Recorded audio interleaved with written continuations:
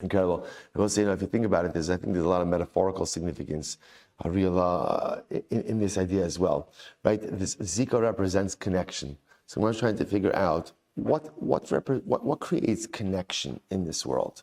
So there's one thing that everyone will agree creates connection, and what's that? Shrita, tragedy, trauma, loss.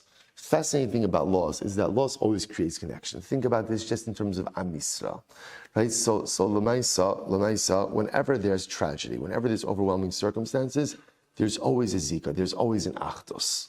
The shaila is that the Gemara is subak about, do other things other than shared tragedy create zika or not? So what, for example, what's tenufa? Tenufa is waving. So what happens when you wave something?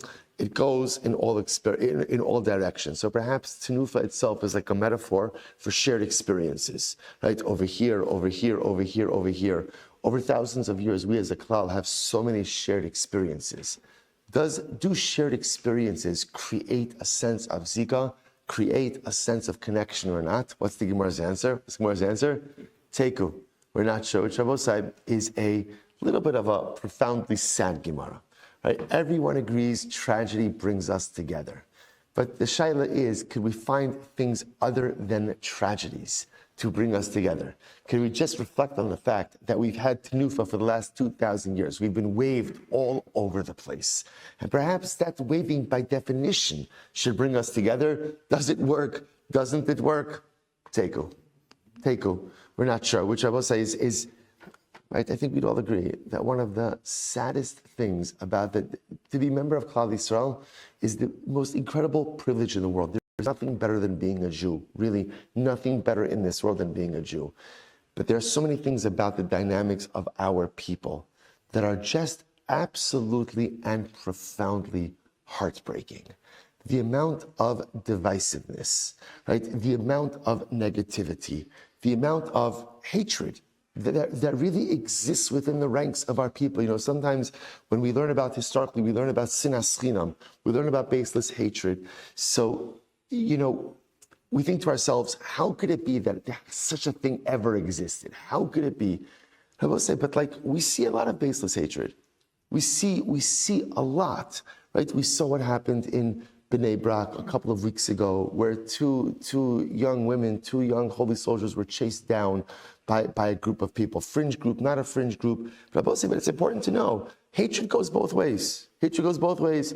There's a hatred that Haredim have towards segments of the Jewish population. There is a hatred that exists from segments of the population towards the Haredim. There's a lot of hate. There's a lot of hate. And it's tragic. It's tragic, and there obviously our people we need a paradigm shift. We need a significant paradigm shift. How does that occur?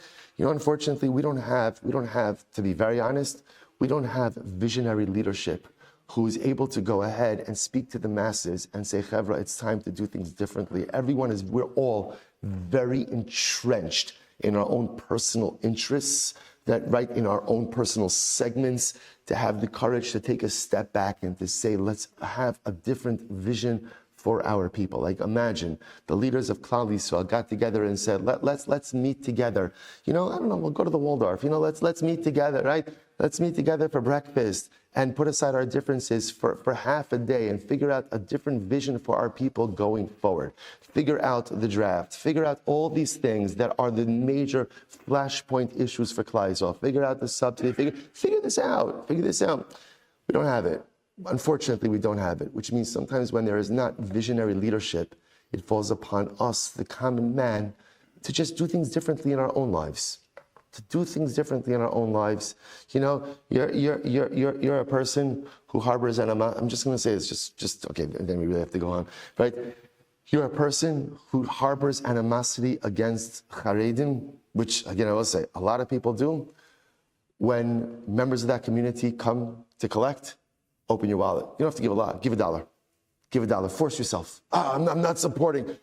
Okay, get off your ideological mountain, right? Your dollar is not shifting any type of societal norms in Eretz Yisrael. A Yid comes along and asks for money, you give. you give, especially since you drop a couple of dollars on a triple latte mocha and Starbucks, right? So again, you could spend $17 on a coffee. You could also go ahead and give $1 to another Jew. You know, you have problems with Zionism. You have problems, you know, with all this other stuff. The army's not this, army's not that. So you go ahead and make sure you support the holy soldiers that support us. Whatever is your problem with Am Yisrael, go out of your way and do something for those who you disagree with. It's a paradigm shift. Tenufa should be enough to create zeka. It shouldn't just be shchita that creates zeka, right? When they kill us, we all love each other. But again, when we're not getting killed and somehow we have the upper hand, then unfortunately, again, we figure out what brings us together.